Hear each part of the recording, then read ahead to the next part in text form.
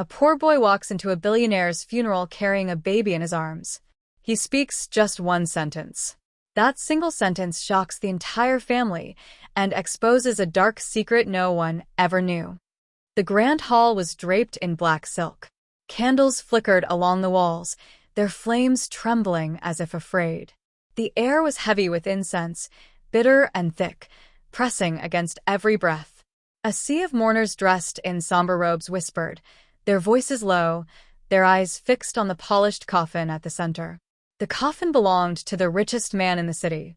His family sat in the front row, their faces pale and tight with grief, yet their eyes sharp with pride. The silence shattered when the heavy doors creaked open. A boy appeared, small and fragile, no more than 12 years old. In his thin arms he cradled a newborn, wrapped in a worn white cloth. The baby stirred, its cry faint against the echoing chamber. Gasps spread through the mourners like wildfire. The boy's clothes were ragged, his shoes torn, his hair tangled by the wind outside. He walked slowly, each step tapping against the marble floor, drawing every gaze. His eyes did not wander. They locked upon the coffin, upon the family that sat before it. A woman in pearls rose sharply, her voice trembling with anger, demanding to know who the boy was. But the child said nothing, his lips pressed tight, his arms clutching the infant close. When he reached the coffin, he stopped. The silence returned, sharper, colder than before. The family leaned forward, tense, their hands gripping the edges of their chairs. The boy lifted his chin, his voice soft yet cutting through the hall like a blade. "This child," he said, "is the heir of the man you buried." The room froze. A glass slipped from someone's hand and shattered on the marble. The widow gasped, clutching her chest, her face drained of blood. The eldest son staggered to his feet, his lips parted in disbelief, his eyes wild with fear. The baby whimpered, its cry rising in the silence like a haunting truth. The boy's gaze swept across the stunned faces, unflinching, unafraid. Every heartbeat in the hall seemed louder than thunder, shaking the air itself. The truth hung heavy, unbearable, yet undeniable, and no one moved. The boy stood as if carved from stone, the baby pressed against his chest, the cloth trembling with each small breath. The mourners turned their eyes toward the family, searching for denial, for comfort, for any sign that this claim was false. The widow's lips quivered, but no words came. Her diamond ring glinted under the candlelight as her hand trembled uncontrollably. The eldest son's fists clenched, his jaw tightening, his face burning with fury and dread. A murmur rippled through the crowd, sharp whispers slicing the silence. Betrayal, scandal, inheritance. The weight of the boy's words struck harder than the toll of any funeral bell. The priest shifted uneasily, clutching the edge of his book as though it might shield him from the storm that was about to erupt. The baby's cry pierced the air again, higher, longer, as if demanding to be heard. The boy lowered his gaze to the infant, then back to the coffin. His voice rose once more, steady, unshaken. "He promised to protect us, but he left us in the shadows." A scream erupted from the front row, sharp, raw, broken. The widow collapsed into her chair, her face buried in her trembling hands.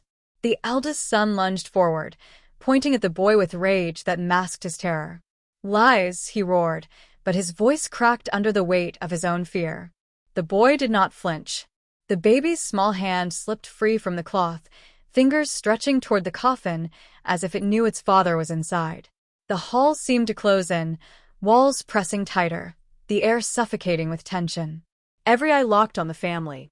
Every secret, every sin, threatened to claw its way into the open. The eldest son's shout echoed, but no one echoed him back. The guests leaned away from him, their eyes narrowing, suspicion dripping like poison into the air. The widow shook her head slowly, her jeweled veil slipping, her tears staining the silk. Her silence was louder than denial. The boy took another step forward, his bare feet brushing the cold marble. He placed the infant gently upon the coffin, the cloth unfolding to reveal the child's face. The baby stared upward, unblinking, its tiny chest rising and falling in fragile rhythm. Gasps spread once more as the likeness became clear. The curve of the nose, the shape of the mouth, the eyes that mirrored the man now lying lifeless inside the coffin. A wave of unease rippled through the hall, a living current of shock and dread. The eldest son stumbled backward, his legs trembling as though the ground itself betrayed him. The widow pressed her trembling fingers to her lips, her shoulders shaking with a truth she had buried too long. The priest lowered his head, as if even he dared not meet the gaze of the child who carried the dead man's blood. The boy's voice broke the silence, once more, calm and cold. You buried your father, but his blood is not only yours. A shriek burst from the far corner as an aunt rose, clutching her pearls, crying that she had always suspected. The room swayed with voices, anger clashing with fear, whispers turning into accusations. The boy stood unmoved, his shadow long across the marble, his hand resting lightly on the infant's chest. And still, the baby stared upward, its soft breath rising in the heavy silence, as if it had awakened a storm that could never be undone. Chairs scraped violently against the marble as relatives leapt to their feet. Some demanded the boy be dragged out. Others whispered fiercely that the child must be acknowledged.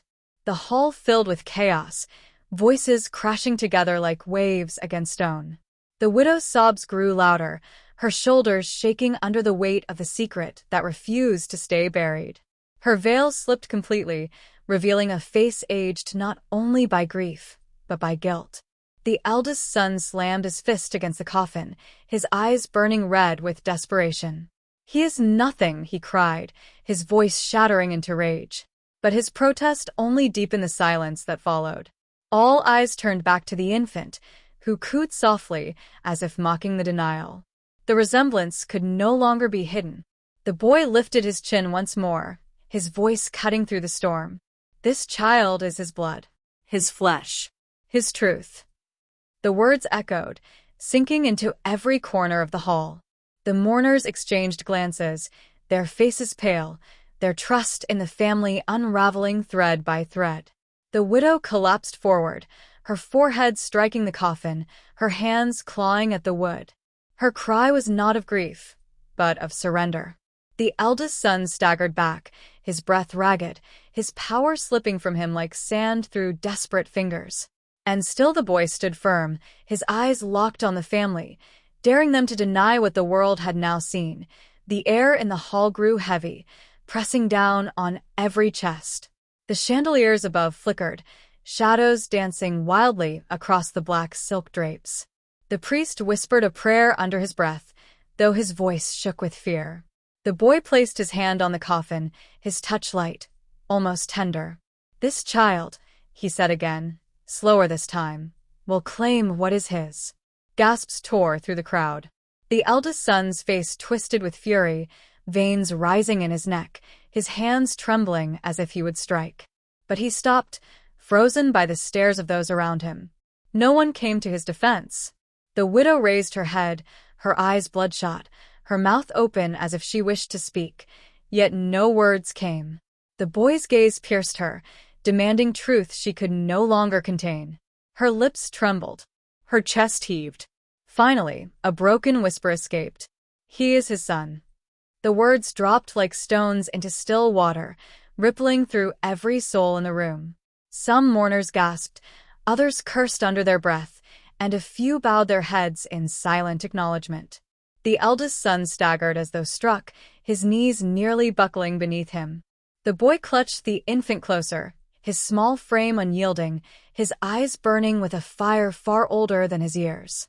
The family's power, once towering like an unshakable fortress, cracked before all who watched. And in that hall of shadows, with the dead man lying silent in his coffin, it was the boy and the child who stood tallest of all. The silence that followed was not peace.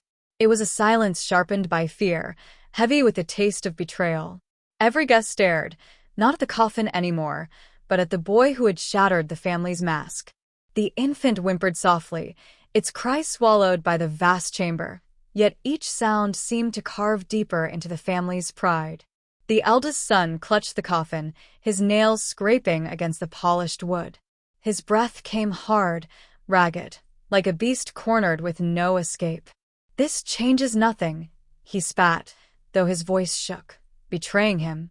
But his words fell dead in the air. No one nodded. No one believed.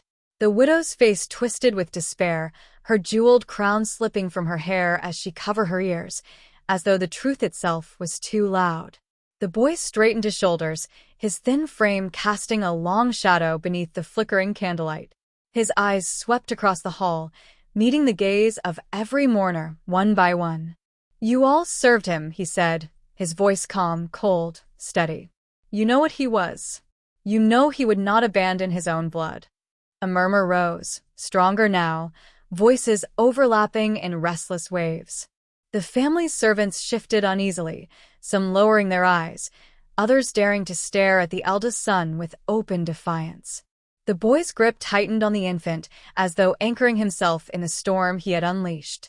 For the first time that night, the power in the hall no longer belonged to the dead man's family.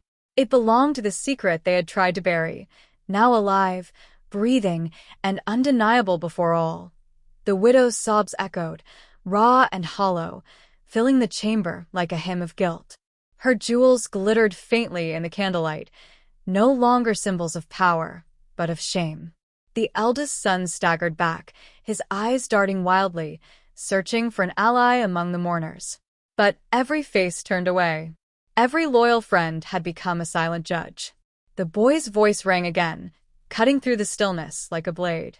"You call yourselves his bloodline, but this child is the one he chose to leave behind." The infant stirred, a tiny fist tightening, its cry rising, thin yet piercing. It was as if the baby's wail itself carried the weight of judgment. The eldest son's rage broke loose. He lunged forward, his hand raised, his face twisted with fury. Gasps erupted, chairs toppled, the crowd recoiled. But before his hand could strike, the widow rose. Her trembling arm shot out, seizing her son's wrist. Her grip was frail, yet it held him frozen in place. Tears streamed down her cheeks as she shook her head, her voice cracking with despair. "Enough." The word trembled in the air, heavy, final, undeniable. The hall fell still once more, every mourner's breath caught in their throat. The eldest son's arm lowered slowly, his chest heaving, his pride shattered. And in that silence, the widow turned her eyes to the infant, eyes swollen, broken, yet filled with a truth she could no longer hide. Her lips parted, and her voice trembled with words that would burn the family forever. Her voice was weak at first, like a whisper carried by the wind. But each word grew stronger, pulled from the depths of her soul. He loved this child. The hall shook with silence. No one moved, no one breathed, as the widow's confession bled into the air. She clutched her chest, her tears falling freely now, the weight of years crashing down upon her shoulders. "He told me, before the sickness took him. He begged me to protect the boy, and the baby, to keep them safe from our own." The eldest son's face drained of color. His mouth opened, but no sound emerged. The mourners shifted restlessly, their whispers rising once more, sharper, heavier, like blades. A secret long buried now stood naked before them all. The boy's eyes burned, not with triumph, but with grief too deep for his ears. He looked down at the infant, who blinked softly, unaware of the storm it had summoned. The widow sank to her knees before the coffin, her hands clutching the wood as if it were the only anchor left in her world. "I failed him," she wept. "I failed them both." Her voice broke apart, raw and hollow, the sound of a heart tearing open. The eldest son stumbled back, his pride collapsing under the weight of truth. The guests no longer looked at him with respect, but with suspicion, even disgust. The boy stepped closer, his bare feet silent against the marble, his voice steady as stone. "This child will not be hidden. Not in shadow. Not in shame." His words rang against the walls, against the flickering flames, against the coffin itself.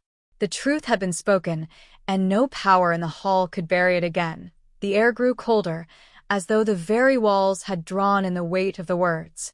The mourners, once restless, now stood frozen, bound by the gravity of what had been revealed. The infant shifted in the boy's arms, letting out a soft cry that echoed like a seal upon the truth. Every eye turned toward the child, and none could deny the reflection of the man in the coffin within its small face. The widow lifted her head, her eyes hollow but resolute. Her voice trembled, yet it carried the strength of confession. This is his blood, his flesh, his final legacy. The eldest son let out a strangled cry, his pride shattering like glass. He stumbled against the coffin, his hands clawing at the polished wood as if to draw strength from his dead father.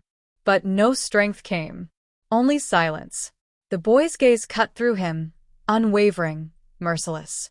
"You feared this moment," the boy said, his tone calm but edged with fire. "You feared the truth more than death itself."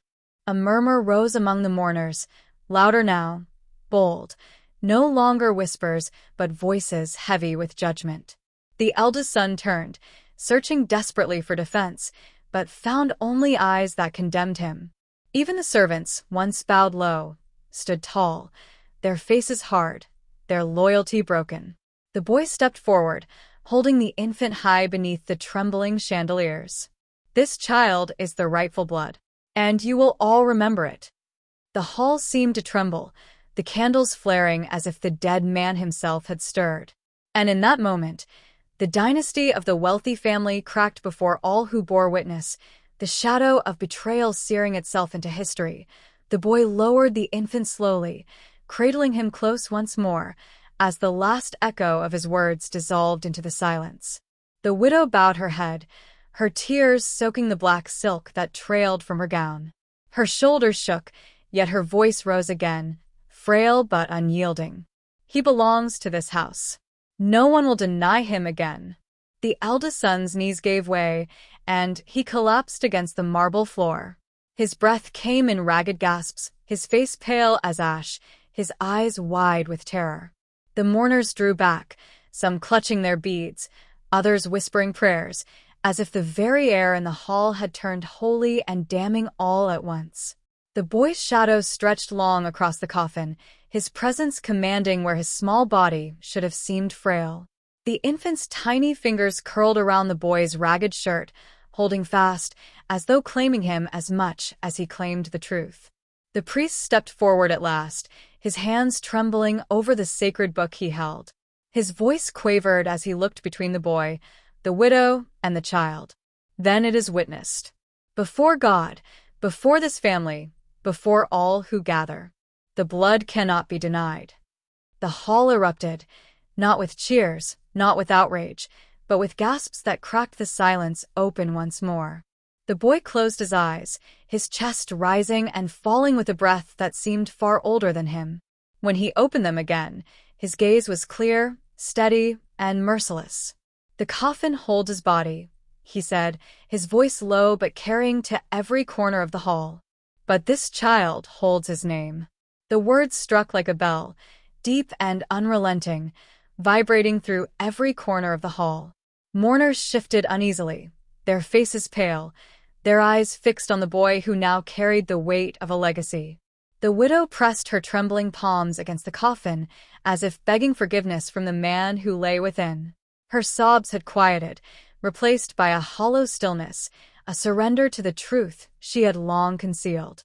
The eldest son's hands clawed at the floor, his breath shallow, his pride broken beyond repair. His eyes darted wildly, but everywhere he looked, he found judgment. The servants no longer bowed to him. The mourners no longer pitied him. Even the chandeliers above seemed to cast their light away from him, leaving him in shadow. The boy stepped closer, his bare feet whispering against the marble.